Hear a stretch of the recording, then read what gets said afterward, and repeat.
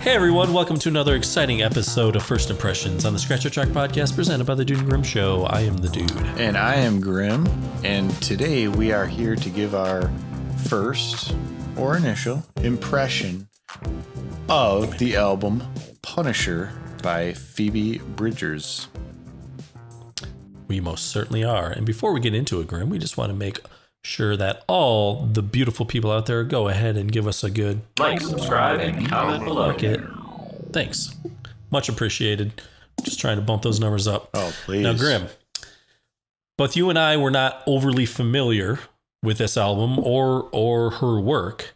No. But having done some research and the album that will be coming out on Wednesday, it was suggested to us by our good friend, Mr. Forrest, friend of the show, assistant to the show. He's friend doing of a hell of a job. Yeah, friend of our lives. If he was making any money, we should give him a raise, but not going to happen, buddy. Sorry. But it was suggested that we kind of talk about this album and her as well, because she was heavily influenced by Elliot Smith. The article that you sent me, I mean, really talked about that in depth. And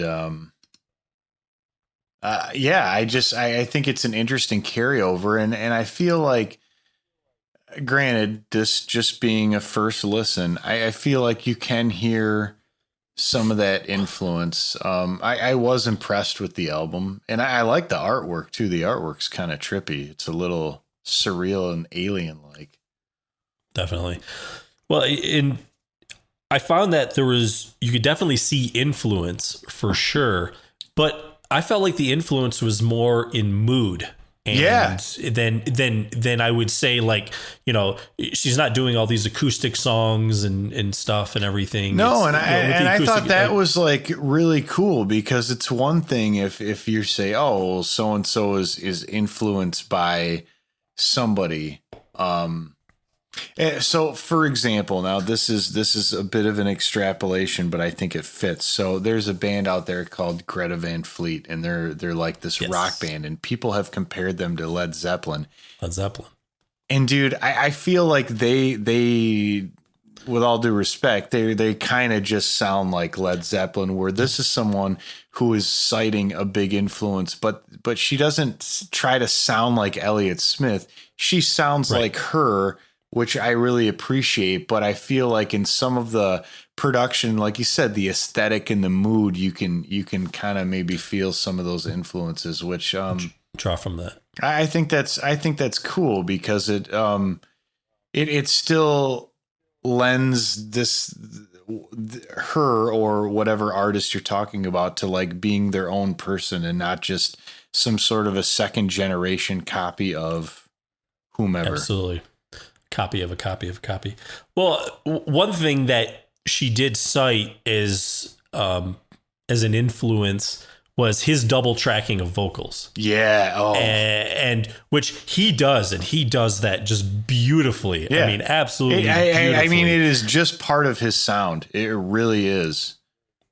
Yeah. And she does it too. And I think in the article that I found, she even said, she's like, it just makes everybody sound better. And it does. I mean, Pink Floyd did it. A lot of bands have done that, and it does.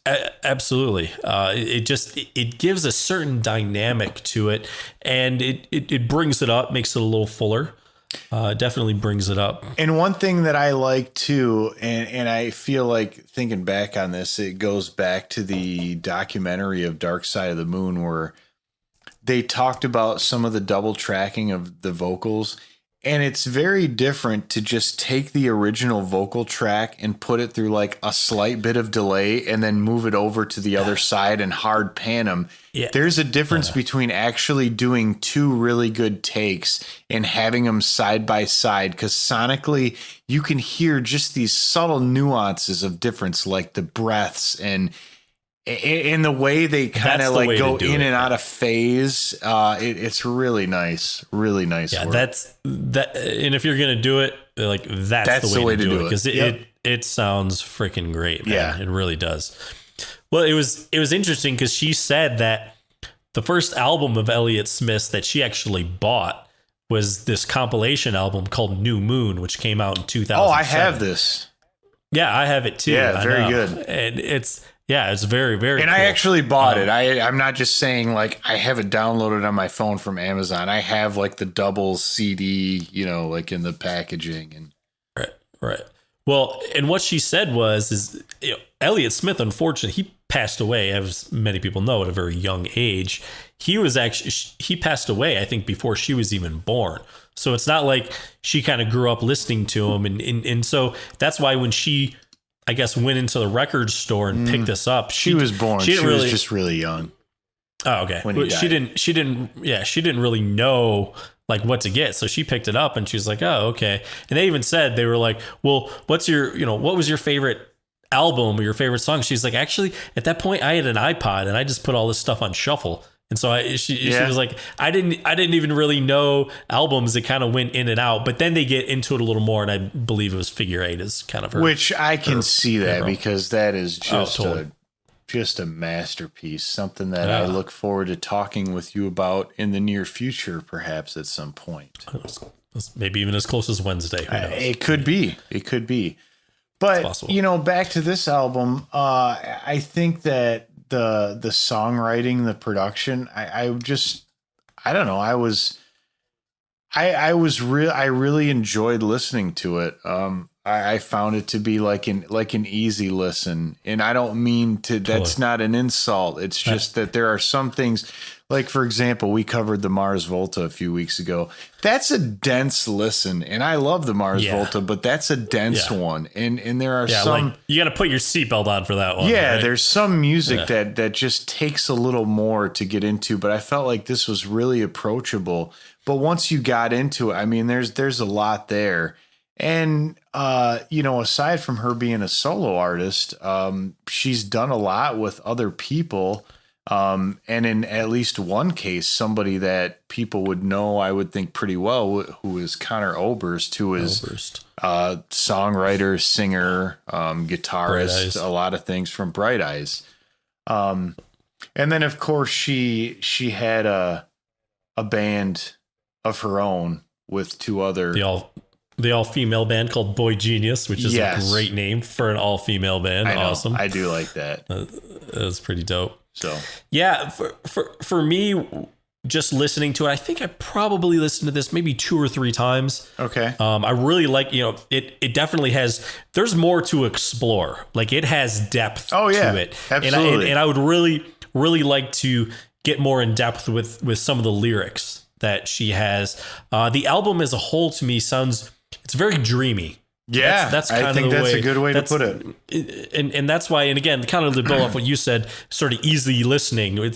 I wouldn't call it easy listening. That's not it's not. We're not talking about the genre. By no means. It's just easy to get into. I think it's approachable. Totally. I mean, I can't see. There maybe if there was some music that you had like a big aversion to, someone could put on an album and be like, automatically I don't like this. But I feel like that would be hard with this album because I think it brings you in as opposed to grabbing you by the lapels. Yes, exactly. Thanks, Carlos. So was there a track or anything that sort of stood out to you at all, or I honestly, you just like them all? Well, I did like the album as a whole, but dude, I think I know the end really, because as I'm listening to it, you can just hear the build up and I like that build up and sort of the repetition of some of it at the end. And I thought it was, again, awesome way to end an album. I mean, well thought out, well placed, produced really well. And, it also doesn't hurt that you have Connor Oberst on there, which he appears on it looks like 4 or 5 tracks on this. I mean, I don't know, that says a lot because it's like, that's not like some guy who has just like come up at the same time. I mean, he's been a pretty prominent figure in like the indie music world. So to get that kind of buy-in from somebody like that, I feel like that speaks quite loudly in a very 100%. Positive way. But I know the end. Like, what was? Oh yeah. We should be in if somebody like Connor Oberst was like, hey, yeah, we should be in a band together. I mean, geez, that's pretty great too. Well, right? and what was that band? That was Better Oblivion Community Center. I think was the name of the sort of collaboration they have, which is cool. Yeah, it is. So the song I went to, and I think maybe for a similar reason as to you, the song I See You. Okay. Because I felt like I feel like it's a very full song where it does have a lot of layers and things going on. There is some building to it. Whereas I felt like a lot of the other songs, maybe earlier in the album, kind of had, they stayed pretty consistent. Now that's not being, critical of it. Yeah, sure. But it was just, they were very, sort of, I don't know, level songs. Whereas this one I felt kind of had some more dips and ups and downs, peaks and valleys. And there's a guitar part too that had just some real sort of grittiness, and there's a little effect on it that I thought was pretty cool. So I would definitely go with that one for myself. Another thing that I think, well, a couple things that are interesting to mention. So we talked about like the collaboration with Conor Oberst from Bright Eyes. Now, Bright Eyes actually consists of, I know at least two. Now, there could be more people who are considered part of this over the years, ins and out. Yeah, who knows? Mike Mogus is also credited as mixing the album. And Mike Mogus, as far as I know it, and correct me if I'm wrong, he's basically like the other part or the other half of Bright Eyes. So I thought that was pretty cool. But another thing I want to mention is just the depth in the instrumentation in this album, because as I'm looking at the credits, some things stand out that I think, maybe at a first listen, a first initial impression, maybe one wouldn't pick up. But I did pick up on a lot of the depth of the instruments. But I mean, some things that stand out to me: auto harp, mellotron, banjo, baritone electric guitar, a pump organ, for God's sakes, Optigan flutes. I mean, there's some really cool instruments that they're using here: upright bass, bowed bass, horn arrangements, string arrangements. I mean, that is not your average, like, hey, I'm just going to go throw down some songs kind of album. There's a lot put into that, and that's really cool. Some really good production, orchestration to put that together. Absolutely. Sure. Yeah. Well, I think definitely this album is worth some more listens. If people out there haven't listened to it, we highly recommend it. Let us know your thoughts.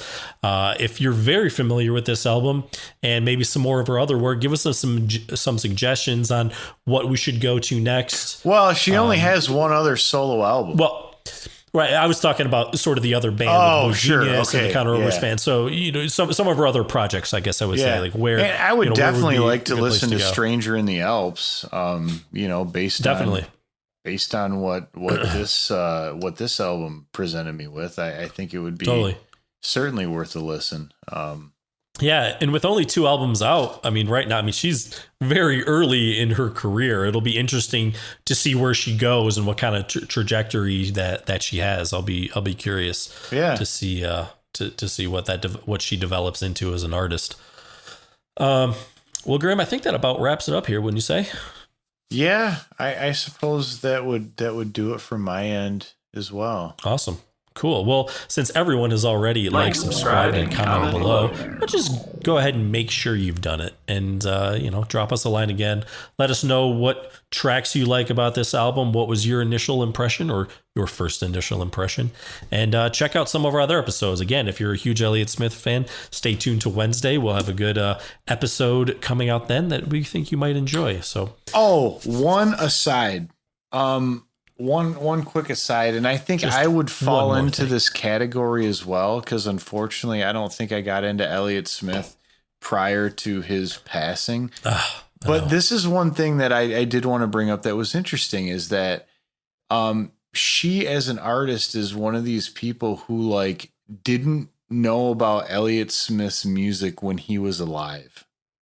Like everything was after he had already passed, and that's interesting because granted she was a kid when he passed, but it's still it's just an interesting thing because those paths like were close to lining up, right? And the generational gaps, sort of. But I just that's interesting because it's not as if it's someone who had died like 30 years ago or something and made this cool music. It's kind of cool. So sorry to definitely step on those toes, but again, it's time to go. Well, Step on those toes. It's time to goes on the Dude and Grimm shows. Scratch a Track is produced by the Dude and Grimm. Additional music provided by Moore and the Tims. Copyright 2021, The Dude and Grimm Show.